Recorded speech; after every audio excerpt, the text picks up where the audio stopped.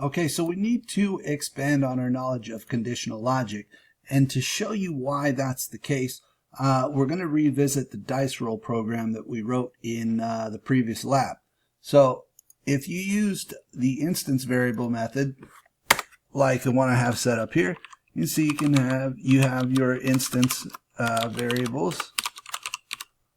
And you need 3 of them. You need one for the player role, the computer role, and to hold the value of the winner. And simplest way to do it is to do 2 random numbers between 1 and 6 for player and computer. Then run the roll dice method, which says if the random number that comes out of player is greater than the one that comes out for computer, the winner is equal to player. So this string here called winner, we're going to set that equal to player if this ends up being the case. So it's a simulated dice roll, the random number from 1 to 7. If computer is greater, we're going to set that same variable winner equal to computer. And then once we run the roll dice program, we get the player information from here. And actually we don't need that int there or this one because we want to be operating on our instance variables. And we get our random numbers here. It tells us what the player rolled. We have access to it, so we can just call it. Same thing with computer. Now the other thing here is that we have access to winner, so we can just plug that in as well. We just have to make sure that we're running roll dice first. The problem with this logic is that it does not include a contingency if they end up being equal. So I have to add one. And we'll say player, equals computer.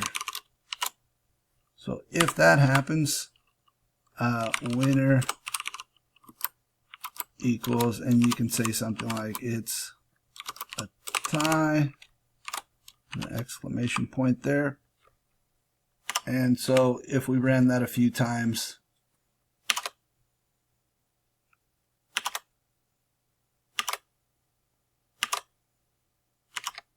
you can see I got a tie already. The other thing I forgot to do here is I forgot to get rid of string here, and I have to put void because I'm not returning anything. I'm just setting new values onto winner.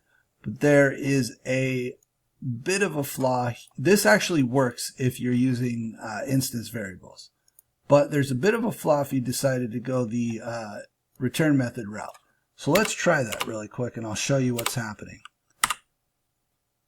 Let's say all this stuff is the same except for int. These are now being declared inside the main. Roll dice, we're going to actually set winner. We're going to declare a new string called winner. We're going to set that equal to the output of roll dice, but we're going to put in player and computer. And then we're going to put int player and computer here as parameters. So I'm passing the player and computer information into there. Then this all should still work again, except for we need to return something. So we still keep winner, but we declare a new one, a new string winner, and we have to set it to an initial value to do any operations with it. So I just set it to an empty string here. So once that's done, we go through the if statement, and the winner will get set to one of these 3 things. And then we have to return winner. Problem is that's quite a lot of extra writing. And if we didn't do any of this,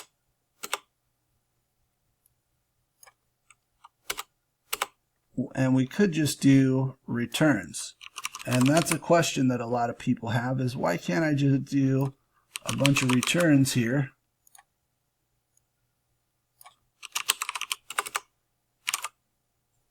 and run it, and I should get what I need eventually.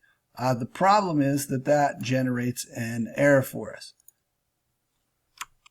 And I actually put return equals, and I meant to just put return. So we're just returning that stuff. And let's try again.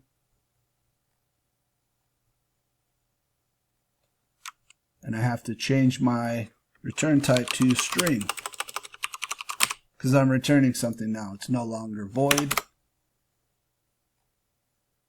And so I get the error missing return statement.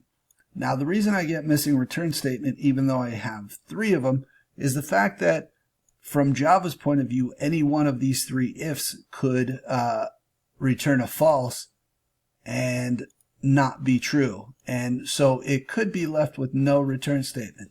And it really doesn't like to have a return type here. It's expecting you to return something, so it wants a surefire return statement.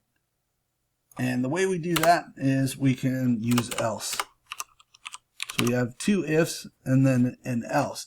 So these are already mutually exclusive from one another. These 2 or these 3 actually can't exist together. So we know it's going to be down to one of these conditions, and we're not going to get into an error where they interfere. So we know one of these is going to be true, and only one of them is going to be true.